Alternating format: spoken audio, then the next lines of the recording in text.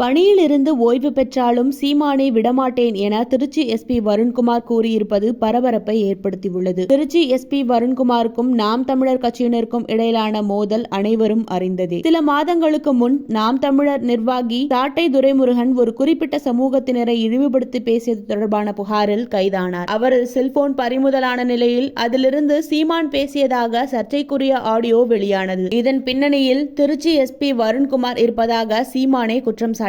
இதனிடையே சண்டிகரில் நடந்த தேசிய அளவிலான IPS அதிகாரிகள் கூட்டத்தில் பேசிய வருண்குமார் சைபர் குற்றங்களால் IPS அதிகாரியான தானும் தன்னுடைய குடும்பத்தினருமே பாதிக்கப்பட்டதாகவும் அதற்கு காரணமான நாம் தமிழர் கட்சி பிரிவினைவாதத்தை தூண்டுவதாகவும் கூறினார். இதனால் வெகுண்டெழுந்த சீமான் இந்த காக்கி உடையில் எத்தனை ஆண்டுகள் இருப்பார்? 30-40 ஆண்டுகள் கழித்து வருண்குமார் இறங்கித்தானே ஆக வேண்டும், வா மோதுவோம் என சவால் விட்டார். இதையடுத்து திருச்சி நீதிமன்றத்தில் சீமான் மீது நடவடிக்கை எடுக்க கோரி வருண்குமார் வழக்கு தொடர்ந்திருந்தார். இவ்வழக்கின் விசாரணைக்கு ஆஜரான வருண்குமார் தற்போது சீமான் மீது கிரிமினல் வழக்கு தொடர்ந்துள்ளேன், அடுத்த கட்டமாக அவர் மீது சிவில் வழக்கு தொடரவிருக்கிறேன் என தெரிவித்தார். மேலும் சீமான் மைக்கின் முன்தான் புலியாக இருப்பதாகவும் ஒரு தொழிலதிபர் மூலமாக தான் நேரில் வந்து மன்னிப்பு கேட்பதாக தூதுவிட்டார் எனவும் வருண்குமார் தெரிவித்திருந்தார். அப்படி செய்வதில் தனக்கு உடன்பாடு இல்லை எனவும் சட்ட ரீதியாக இதை எதிர்கொள்ளப் போவதாகவும் தெரிவித்துள்ளார். அவருக்கு பொதுவெளியில் மன்னிப்பு கேட்க வேண்டும் என்ற எண்ணம் இருந்தால் அதை நீதிமன்றத்தில் சொல்லலாம் என்றும் கூறியுள்ளார். தனக்கும் வருண்குமாருக்கும் ஒன்றும் இல்லை என சீமான் அண்மையில் தெரிவித்திருந்த நிலையில்